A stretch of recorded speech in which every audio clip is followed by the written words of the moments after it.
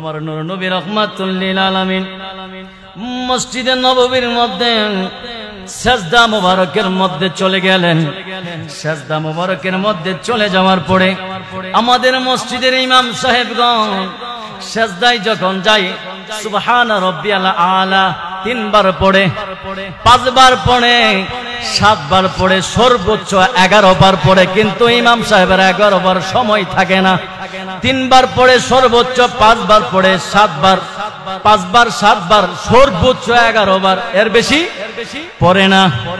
ওই দিন মসজিদে নববীর মধ্যে আমার নূর নবী রাহমাতুল লিল আলামিন দু জাহানের বাদশা নবী আমার নবীজি সাজদা মুবারকে 3 বার পড়লেন, 5 বার পড়লেন, 7 বার পড়লেন, 11 বার পড়লেন, পড়তেই থাকলেন।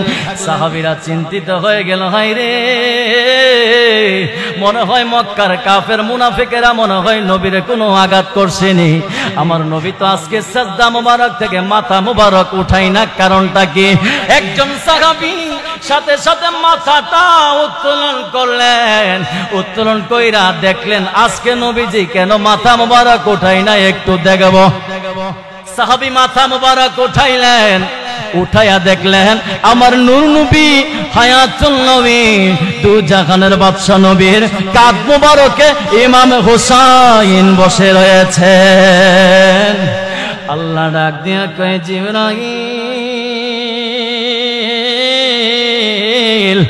ও জিবরাইল রে, আমার বন্ধু নবীর কাছে চলে যাও, আর গিয়া বলবা, আমার বন্ধু নবীকে গিয়া বলবা আমি হুসাইনকে কত ভালোবাসি। আমার হুসাইন যতক্ষণ পর্যন্ত আজকে কাঁধ মোবারক থেকে না নামবে, আমার নবী যেন সাজদা মোবারক থেকে মাথা মোবারক না উঠায়। আর জীবন সুবহানাল্লাহ। ওই সাহাবী আবার একটা মাসালা, এবার কোন সাহাবী যে চিন্তায় পড়ে গেল, ডিপ্রেশন, হতাশায় পড়লো, হায় রে, নবী কেন মাথা মোবারক উঠাই না। মাথা উত্তোলন কইরা দেখলো ইমাম হুসাইন কান্দে বসা। সাহাবী আবার ঠাস কইরা সাজদায় চলে গেল। এখন ফতোয়া কোন, মাসালা কি? এখন সাহাবীর কি নামাজ আছে না গেছে? কোন সন্দেহ হয়?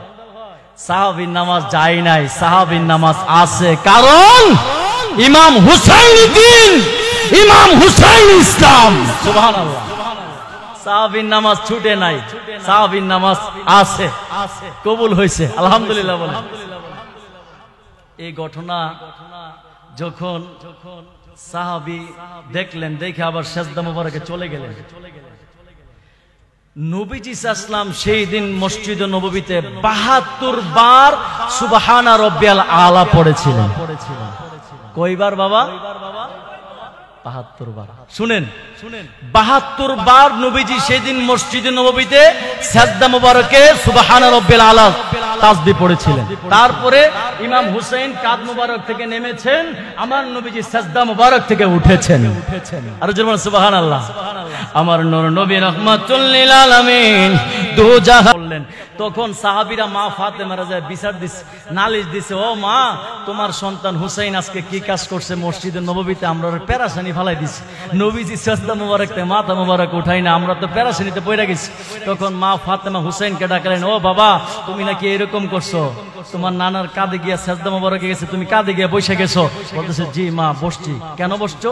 ও মা শুনেন, আমার নানাজি মসজিদে নববীর মধ্যে 72 বার সুবহানা রাব্বিয়াল আলা বলেছে। ও মা, যতটা বার সুবহানা রাব্বিয়াল আলা তাসবিহ পড়েছে গো মা, প্রত্যেকটা তাসবিহের বিনিময়ে কাল হাসরের ময়দানে আমার নানার লক্ষ লক্ষ কোটি কোটি উম্মতকে সুপারিশ কইরা জান্নাতে নিয়ে যাবে। ও মা শুনেন, আমি হুসাইন কেন ততক্ষণ পর্যন্ত সাজদা মুবারক থেকে আমি নামি নাই?